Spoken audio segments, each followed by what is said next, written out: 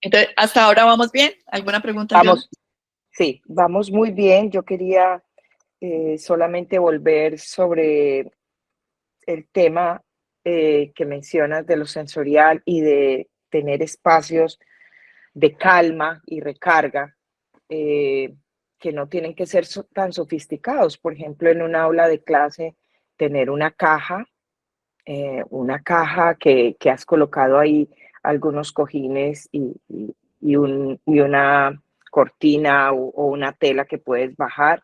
Puede ser un espacio súper, súper importante cuando alguno de los estudiantes necesita salir de toda la información sensorial cruzada que está recibiendo y necesita reorganizarse para poder continuar atendiendo a la clase.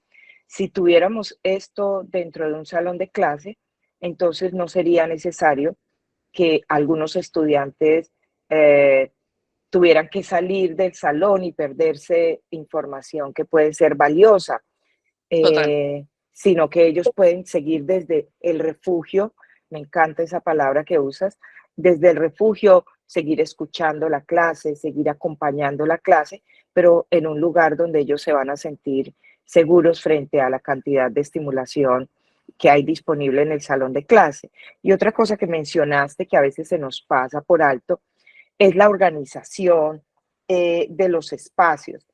Para algunos estudiantes y algunas estudiantes es abrumador cuando el salón está desorganizado. A veces no hay un lugar correcto para colocar las mochilas, entonces ellas están regadas por todo el piso, están regadas en diferentes lugares a lo largo del día. Se van desorganizando los espacios y no se vuelven a reorganizar. Y esto puede ser el motivo por el cual algunos estudiantes empiezan a perder la atención porque están atentos al patrón que no se sigue o porque aquí hay algo que no está en su lugar y yo quiero ir a colocarlo en su lugar. O bueno, por diferentes situaciones visuales, o el ruido visual que hace el desorden. Entonces, a veces los salones están muy bien diseñados, no sé, como que se ven bonitos, pero no son funcionales porque no hay Total. un lugar donde si sacas el libro, no se te caigan los otros libros. Es tan simple como eso. Entonces, sacaste un libro, se desmoronó todo el estante y nadie lo vuelve a reorganizar y esto empieza a hacer ruido. Entonces, me parece muy importante lo que estás eh, diciendo y sobre todo la relación que haces entre organización y estructura y propiocepción, porque la propiocepción tiene que ver con cómo me muevo en el espacio. Y a veces los flujos dentro de un salón de clase o dentro de la comunidad educativa no son lógicos Sí, tal cual. y, y requieren de mucho esfuerzo. Por ejemplo, cuando los niños pasan a middle school, tienen que guardar sus cosas en un locker, pero el lugar donde está el locker no es el mejor lugar para el flujo. Entonces se convierte en un problema para él ir después de cada clase, guardar lo que usó en esta clase encima en un locker donde no hay forma de mantenerlo organizado porque una cosa va encima de otra, y luego irse rápidamente a la siguiente clase. A veces en medio de todo ese caos no encuentra ni el camino de regreso, ni los materiales que necesitaba, porque todo ahí está aglomerado. Entonces es muy importante lo que está señalando y los niños, niñas y jóvenes que atendemos en nuestra consulta constantemente, esa es una de las quejas que recibimos de los profesores y que recibimos de la familia, pero luego nosotros vamos y miramos el espacio y decimos, pero ¿cómo pueden mantener el orden aquí? A Pues, veces el pupitre es para mirar por debajo, entonces los niños tienen que hacer así, inclinarse para ver dónde está cada cosa. Entonces, ¿qué hacen? Sin mirar, sacan todo de ese sí, hueco y después vuelven y tiran todo en el hueco. tal Y cual. después pasa alguien y dice, esto está muy desordenado. dígame cómo mantenemos eso organizado. Entonces, es muy importante esto que está señalando Lili, y qué Ayola, bueno que lo has colocado. pues para ponerlo en un caso real, Fede ya está en middle school, está en séptimo. Cuando pasó a sexto, le pasó lo que tú acabas de decir, que ya él tenía que moverse a los salones de clase, y yo lo veía los primeros días con su mochila llena de cosas. Y dije, bueno, todavía está adaptándose. Pues lleva sexto y séptimo cargando 30 kilos en su mochila, Sí, porque más o él no menos. tiene nada en su locker. Él nunca ha usado su locker porque lo abrumó tanto que él prefiere cargar 30 kilos en su mochila y tener todo en su mochila para poderlo llevar a cada clase. Esa es una situación real. Es real. Yo estoy atendiendo en este momento a un joven brillante, me recuerda mucho a Fede, brillante, que está tan abrumado en el espacio físico que él se mantiene en el salón de la consejera. Y no sabe qué hacer, cómo moverse. Y es uno de los mejores colegios de la ciudad, con una arquitectura que todo el mundo admira, pero para este niño es el caos. Entonces, él se mueve, a veces ni llega a los salones de clase. Imagínate eso. Sí. Imagínate eso. Y siendo brillante, o sea, están perdiendo la oportunidad de potenciar a un niño maravilloso, pero es precisamente por esa condición. Ahí, miren que son el espacio, cómo nos afecta. Exacto, y son cosas que damos por sentadas, que creemos que son obvias para todos, que no nos pueden complejizar la vida, pero realmente sí pueden convertirse en un tema muy, muy fuerte para un niño. Es una carga, y a veces este mismo niño, por ejemplo, no piensan que él no socializa porque no quiere, él muere por socializar, pero a veces los espacios para la socialización son abrumadores y él quiere socializar no con todo el mundo. De pronto, si hubiese más espacios para uno o dos, es más fácil. Claro. Perdón. Ahí está. Hay mucho que aprender y poner en práctica. Bueno, entonces voy a seguir, ¿me parece? Listo. Entonces ahora les voy a dar algunas estrategias para espacios inclusivos. Y es que diseñar para la neurodiversidad es un acto de empatía. Esta frase me parece tan linda que por eso fue que la puse en la presentación. Es un acto de empatía y comprensión. Cuando los entornos son más accesibles para una gama más amplia de personas, creamos una sociedad más diversa y equitativa donde todos pueden prosperar. Créanme que las decisiones que tomemos desde el diseño inclusivo no solo beneficia a las personas neurodivergentes o a las personas que tengan algún tipo de discapacidad física, nos benefician a todos. Y ese es el mensaje más potente que les traigo, que no es que vengamos a hacer un espacio que va a quedar tan tipificado que yo no lo puedo usar si no hago parte del grupo neurodivergente. No, lo puedo usar también y seguramente me voy a beneficiar de las características que tiene. Les hablaba de la propiocepción, que ya Ayola además también lo mencionó. Los sentidos en general son muy importantes cuando hablamos de temas de generar estrategias para espacios neurodivergentes. ¿Por qué? Porque todos esos estímulos que recibimos a través de todos nuestros sentidos, pues tienen algún tipo de impacto. Entonces, les hablé del hiper y la hiposensibilidad, y una de las preguntas que me hacen constante mis estudiantes cuando hago esta presentación es, pero ¿y entonces cómo hago? Si hay personas que son hipo y hay personas que son hiper, ¿cómo hago en el espacio? Porque tengo que tener muchos estímulos para los que son hipo, entonces colores fuertes, iluminación fuerte, sonidos fuertes, pero debo tener unos estímulos un poco más suaves para los que son hiper. Entonces, ¿qué hago? Sí, ese es el gran reto, pero ustedes pueden empezar a generar un ecosistema dentro del espacio que no sea todo igual, sino que hayan unos espacios donde las personas hipo pueden estar y hay otros espacios que son más calmados para las personas que son hiper. Entonces, esa parte debe ser súper importante. La sensibilidad multisensorial, para quienes no lo conocen, es que hay personas neurodivergentes que pueden experimentar una mayor conexión o integración multisensorial. Por ejemplo, pueden asociar colores o sonidos con emociones o tener experiencias sinestésicas,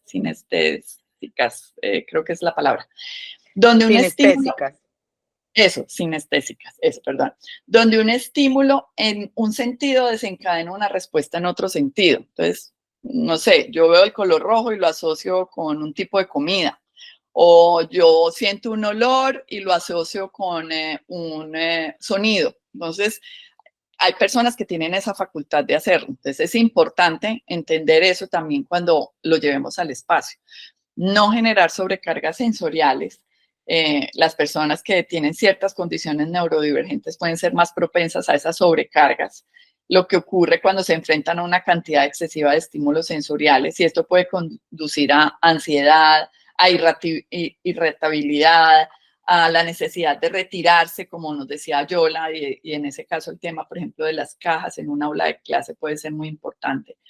Hay personas que tienen intereses sensoriales específicos. Por ejemplo, una compañera de mi hija que tiene un tema muy sensible desde el punto de vista del tacto, no le gusta sino comer 4 o 5 tipos de comidas, y al desayuno, al almuerzo, a la comida, todos los días de su vida. Entonces, pues uno tiene que mirar estrategias para ese tipo de cosas que desde el espacio posiblemente no sean tan evidentes, pero también lo son.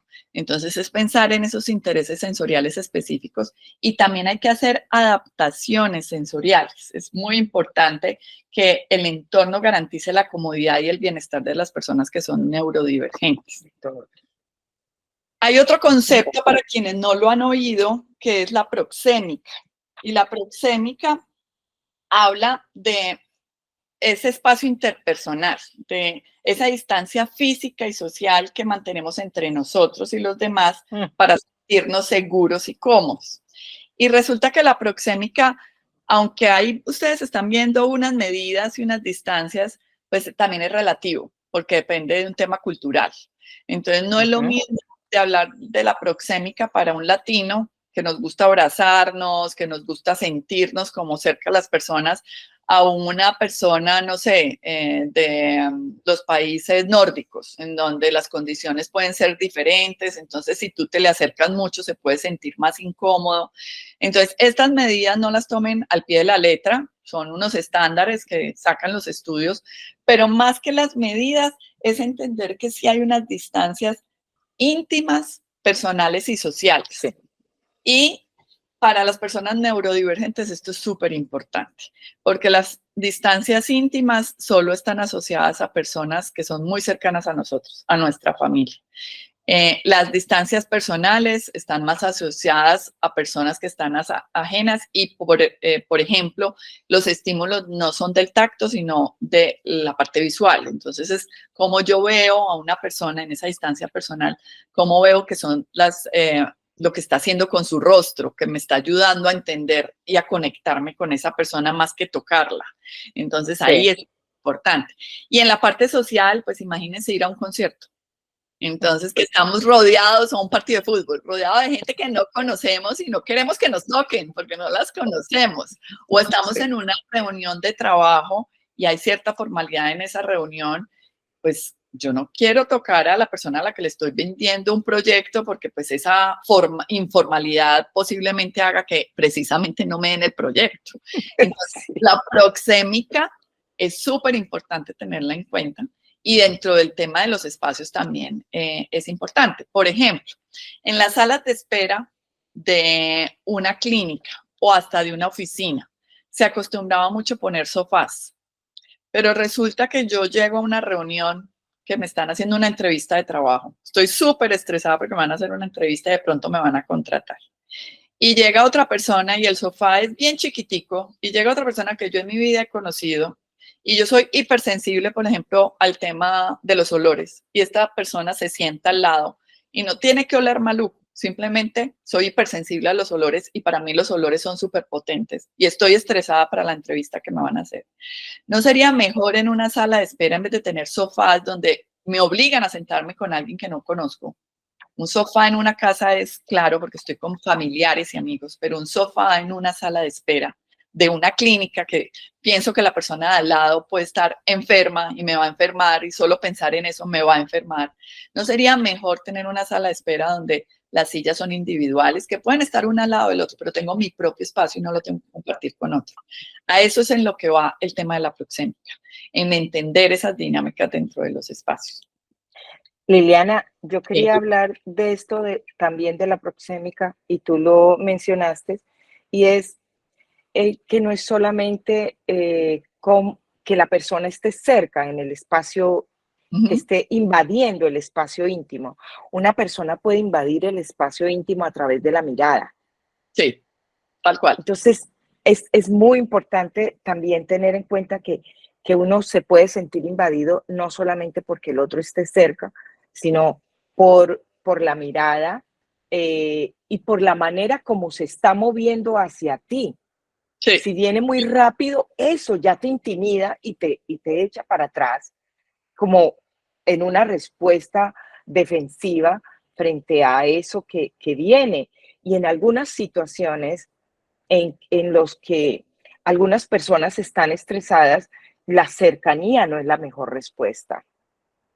A veces estar ahí sin invadir ese espacio, sin establecer contacto visual, estar haciendo algo que se repite y que la persona y que el cerebro de esta persona puede interpretar como, yo ya sé qué es lo que está haciendo, no hay aquí nada nuevo que me asuste. Es mucho mejor que tratar de tomarla, acercarse demasiado. Es muy importante saber cuándo acercarse y cuándo mantener la distancia y reconocer que la distancia no es solamente física. Total, de acuerdo, súper, súper importante.